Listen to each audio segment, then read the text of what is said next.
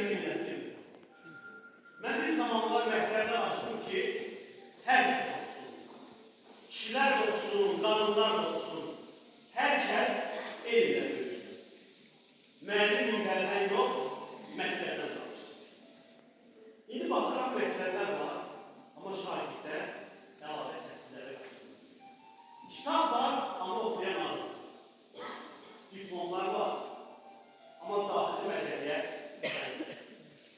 Ey mənim millətim, uşaqlarımıza tez əzbərlətmək yox, onlara düşünməyi öyrətmək lazım.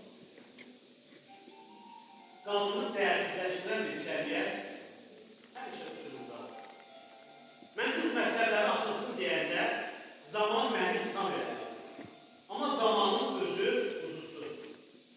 Bugün hələ də qadın mübarizə aparırsa, deməli biz yuxulayıq. Ailə hər şeydir. Ailəni qoruyun. Ailə hər şeydir. Ailəni qoruyun. Ailə dağılırsa, millət sarsılır. Ailənin təməli təkcə iqtisadiyyat deyil, həm də hörmət, izzət və ehtiramdır. Gənclər, çalışın. Sosial şəbəkələrdə yox, mənəviyyat itirin. Mən bir zamanlar komediyalar yazdım. Komediyalar yazdım ki, millət güzgüdə özünə baxsın, öz eyiblərini görsün. İndi gəlin güzgünü deyək. O güzgüyə baxmağa cəsarətiniz var mı? Eğer o güzgü kırıksa, gəlin o güzgünü birlikdə bərpa edək.